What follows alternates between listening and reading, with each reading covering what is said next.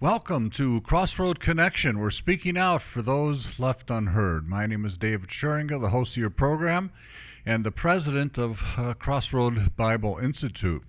I have in the studio with me today a special guest. Her name is Barbara Levine. Welcome, Barbara. Good morning. She is the Associate Director for Policy and Research at CAPS, C-A-P-P-S, stands for Citizens Alliance for Prisons and Public Spending. That's a mouthful. It is. That's why we go by CAPS. That's why I go by CAPS. Why don't you tell us a little bit about CAPS?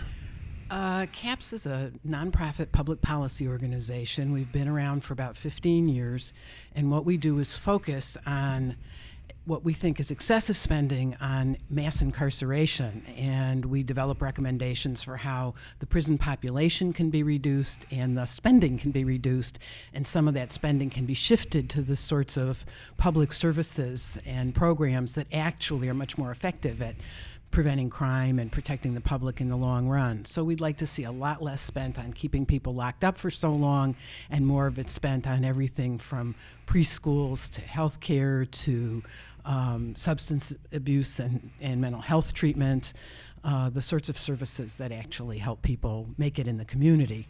So CAPS is involved with juggling, making a case for, advocating for specific uses of funds that are now being used to incarcerate or being used to incarcerate wrongly. Am I right? Well, we spend most of our resources actually on how to reduce the prison population side of it.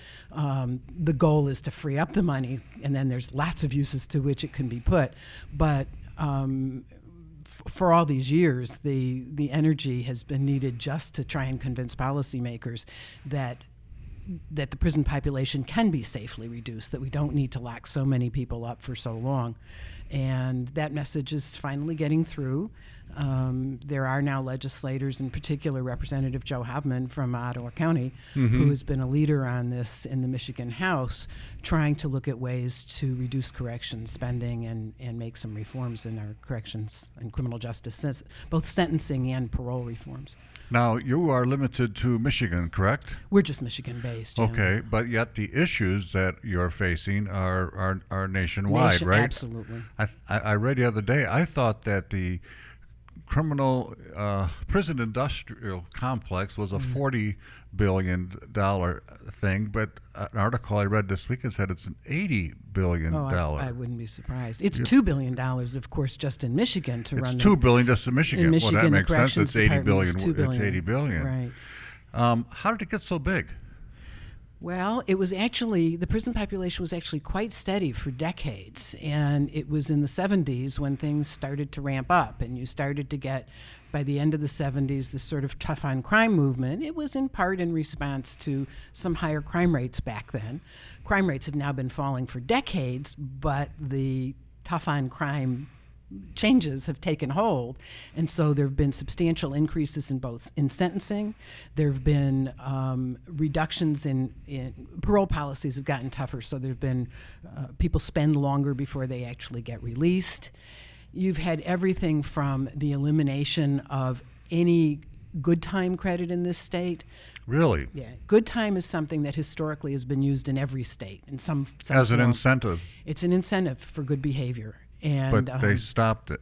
In Michigan, when what we call truth in sentencing came in '98, instead of comporting with the national norm on truth in sentencing, which is that people should serve 85% of their time, not have more than 15% taken off for good behavior if they're convicted of an assaultive offense, Michigan, which already met that national standard, wanted to do something called truth in sentencing and essentially walked over a cliff and eliminated all good time of any sort for anybody prospectively.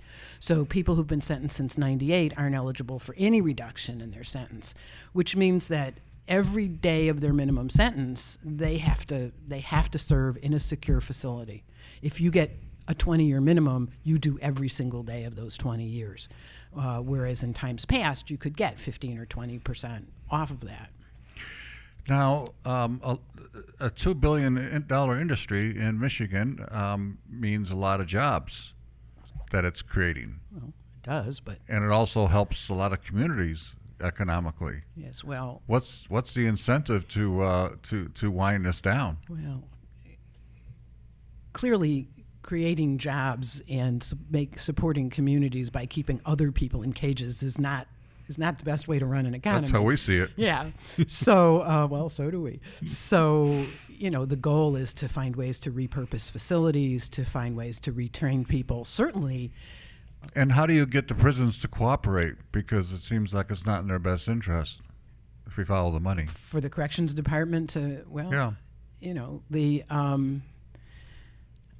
it's ultimately up to policymakers. It's ultimately up to legislators. And the Department of Corrections has been under enormous pressure to contain its budget, and it has not been easy. The population actually is down somewhat from what it was at its peak in 2006 when it was up to 51,000.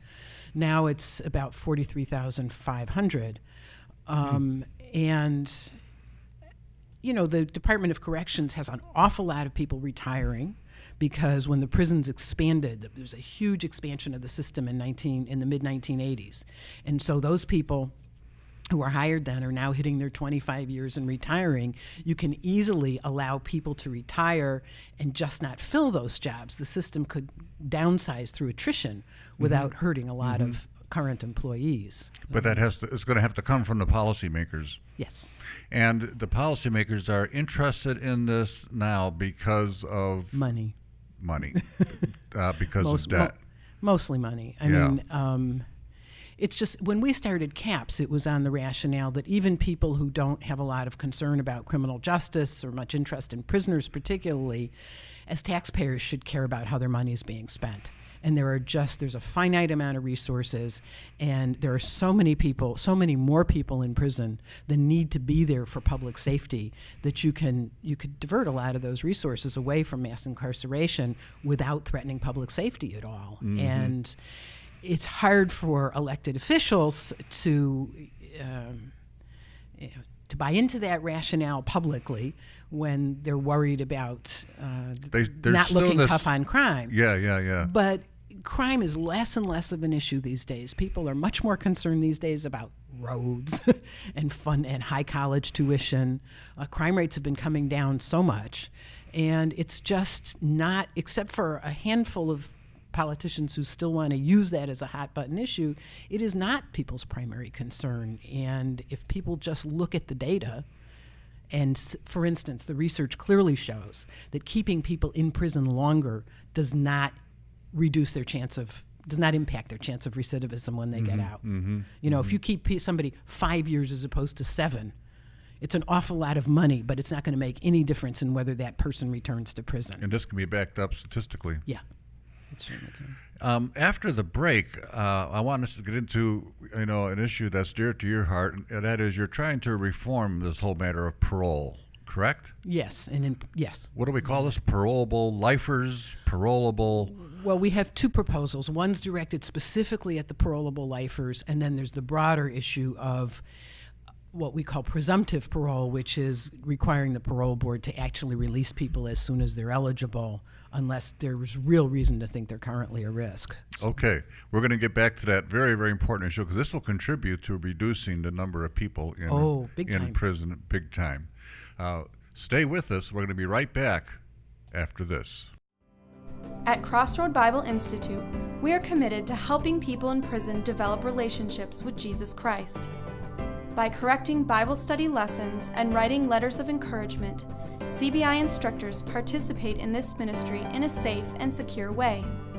For more information or to sign up to become a CBI instructor, please visit us at cbi.fm on the web. Welcome back to Crossroad Connection. My name is David Schuringa. I'm in the studio today with Barbara Levine, and she is an Associate Director for Policy and Research at CAPS. CAPS stands for Citizens Alliance for Prisons and Public Spending. And specifically, we're talking about, or want to get into, this matter of parolable lifers, parolable offenses. You had said before the break that there's less and less likelihood for persons to earn parole or to get parole. They're keeping them in longer and longer, and you want to reverse that to get it back to where it was in the old days, I guess, right? Well, there are two components to what makes the prison population grow, to how long people stay in prison. One is the length of the sentence, the minimum sentence in the first place, and minimum sentences have gotten longer over time. And then in Michigan, because people get a minimum and a maximum generally, and frequently there's a lot of time in between the min and the max, the parole board has enormous discretion in deciding when somebody will actually be released. And so our concern is twofold. One is that the board release more people on their minimum or shortly after, instead of keeping people for a year or 2 or 3 or 4 years afterward, which, as I was saying earlier, does not have any impact on... Why do they do it then? Isn't it because they need to keep the prisons full?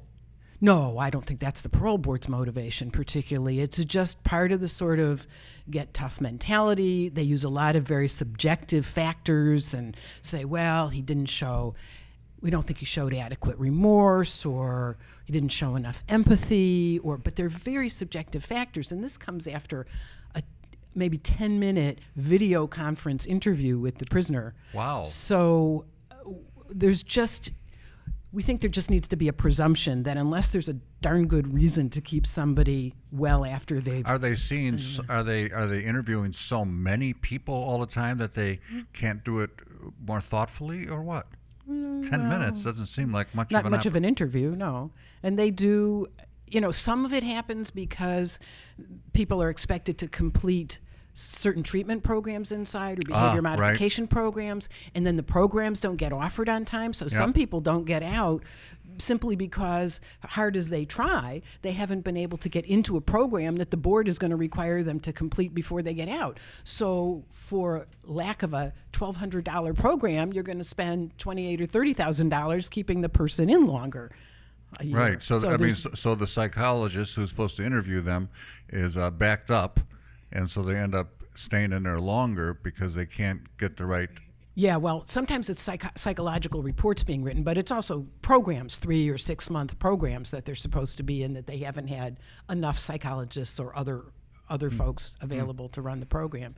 The parolable lifers are a subset of the parole eligible population. What is a parolable lifer? In Michigan, if you commit first-degree murder, you get mandatory, the judge has no choice but to sentence you to life without the possibility of parole. But the other serious crimes in Michigan, and this is not common in other states, but in Michigan, armed robbery, first-degree criminal sexual conduct, second-degree murder, assault with intent to murder, all very serious crimes, but short of first-degree murder, carry a sentencing option of either life or any term of years. And the judge gets or any term of years. Okay. So in those cases, the judge gets to pick up both a minimum and a maximum. It can be 10 to 20 or 20 to 40 or 40 to 60 years. The judge gets to pick the minimum and the max, or can simply give a term of life. But it's life with the possibility of parole. And parolable lifers until 1992 became eligible for parole after serving 10 years. Then it was changed so that they now have to serve 15 years. But the clear intent of the statute is that they're going to be eligible for parole. And back in the 60s, the 70s, well into the 80s, judges who were well aware that people became eligible for release in 10 years as lifers, or if they got long sentences, 20 to 40, 40 to 60, they would collect a lot of good time. They'd collect a lot of good time. Saw that life sentences and long indeterminate sentences, which is numbers, were basically the same thing. And it was really up to the judge. The judge could say, I want you to serve 14 or 15 years, and I can give you life for that and figure that you'll be out in 12 or 14 years, or I can give you a long sentence, a long indeterminate sentence, and if you behave, you'll collect lots of good time and still be out in 14 or 15 or 16 years.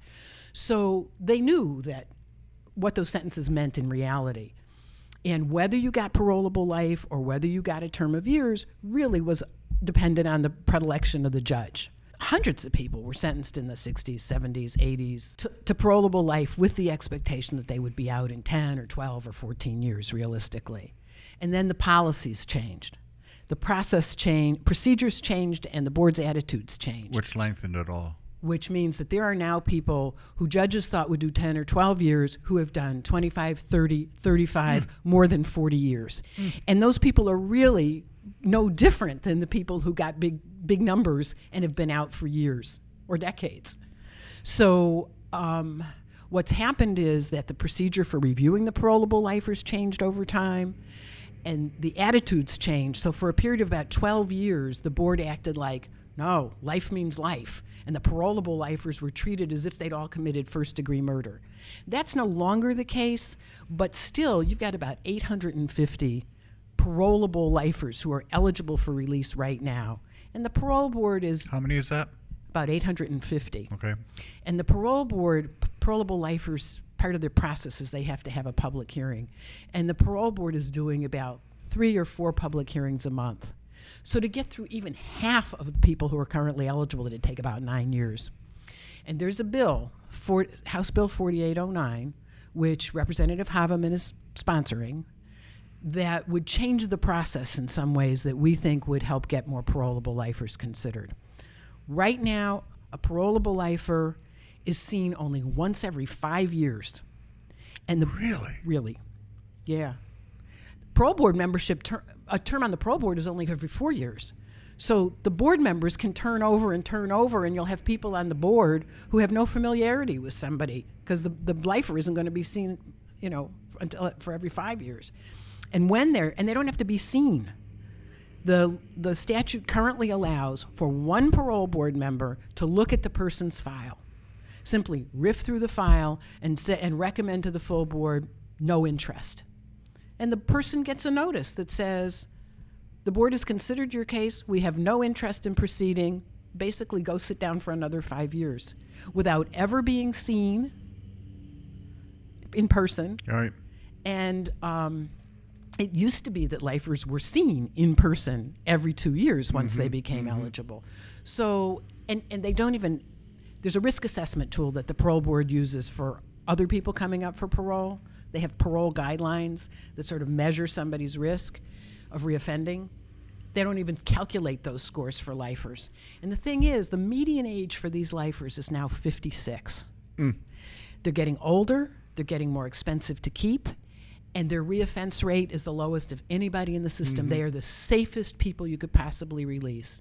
Some of them, about 84 of them, were under 18 when they came into the system. They were just teenagers. A lot of them, it's their first offense, obviously a serious offense, but they have matured in the 20, 25, 30, 40 years they've spent in prison. Right. And now they're simply waiting, hoping to get out before they die. We want to talk more about this matter of aging prisoners and whether or not we should keep them behind bars. We'll be right back after this. Crossroad Bible Institute is a nonprofit organization that relies on financial donations from faithful supporters. These donations ensure that we will be able to continue offering services to people in prison to bring them the truth of God's Word. To make a tax-deductible donation or to find out more ways to help, please visit us at cbi.fm on the web. Welcome back to Crossroad Connection. My name is David Schering. I'm here with Barbara Levine from CAPS, and we're talking about parolable lifers. And before the break, we started to get into this matter of the fact that there are aging lifers. People have been in prison for so long, they're growing old there. What's the problem? The lifers are certainly among the growing number of elderly prisoners, and this is another problem that's being recognized nationwide now. If in the 1980s you give people sentences of 30 and 40 and 50 years, guess what? 30 years, 40 years later, you have people who are in their 50s, 60s, 70s, 80s in prison. In prison. Oh, yeah. There's like a geriatric unit at the Lakeland Correctional Facility in Coldwater. It's almost like they didn't see this coming. Right. Right. You know, do we really need to be spending $70,000 and $80,000 a year to keep them inside when they couldn't possibly harm anyone. And there's also, And 78,000. That's because of they're so old that it requires There's more medical needs, There's more right. medical needs and stuff Right, like that, right. right? Because the average prisoner in Michigan is about 25,000. the average prisoner is about 34,000. Oh, we're pretty high here in Michigan. We're high. Now, Right. that's an average total. Lower security prisoners are less expensive, higher, right. higher But or more. 80,000. Yeah, 70 or 80,000. And then you also have a number of prisoners who aren't old, but they're just medically fragile. Somebody comes in and they get cancer or they have a stroke inside, regardless of their age, and they become enormously expensive to care for. And of course, it's a matter of compassion as well. It's not just money. It's a matter of dignity and compassion. Once somebody is confined to a hospital bed, what's the point? How much vengeance do you need to exact? Right. Well, I was just going to get to that point because it seems like but our system is retributive, not restorative. Absolutely. And isn't that the big problem? So someone is going to say to CAPS, well, we don't care the fact that they can't commit crime anymore because they're so old. He's got to pay for what he did.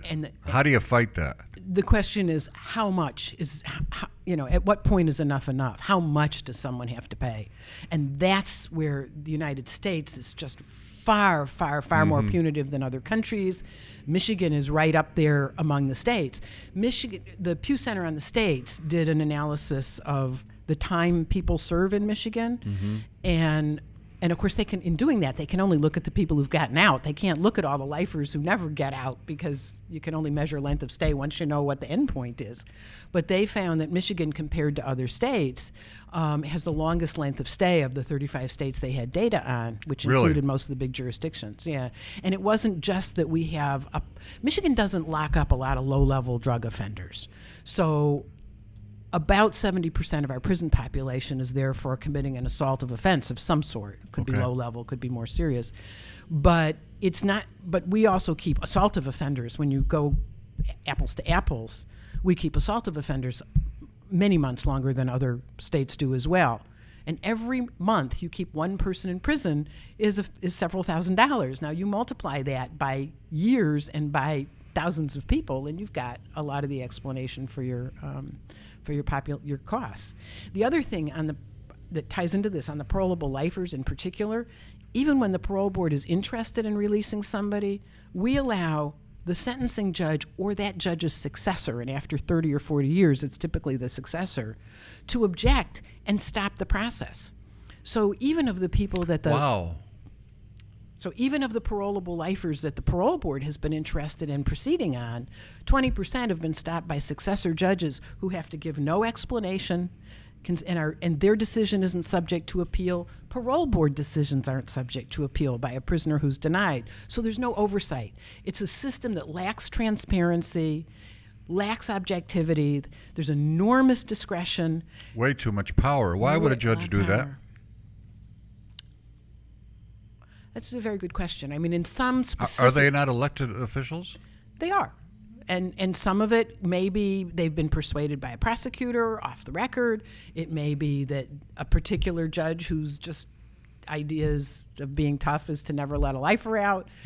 I mean, many, many judges feel like, wait a minute, I don't know anything about this case. It's an old case.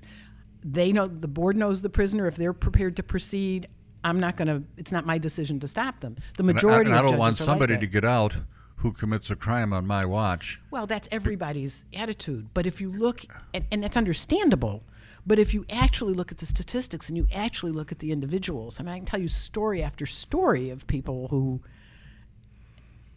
nobody has any reason to think are dangerous. CAPS knows the problem, can describe the problem. How is CAPS solving the problem? We have a lot of policy recommendations. We helped draft House Bill 4809. We educate the public. We educate policymakers. We talk to legislators all the time and try and explain the problem and recommend solutions. We strongly support, for instance, the Sentencing Commission that Representative Hobman now has a bill in to reinstate that could take a look at our sentencing guidelines. We push for presumptive parole. We have a lot of publications. Our website, if I may, please, is CAPS, CAPPS, cps-mi.org. Our goal has always been to do the research, and from the research, follow the logic of where it takes you, and make policy recommendations that are based in the evidence.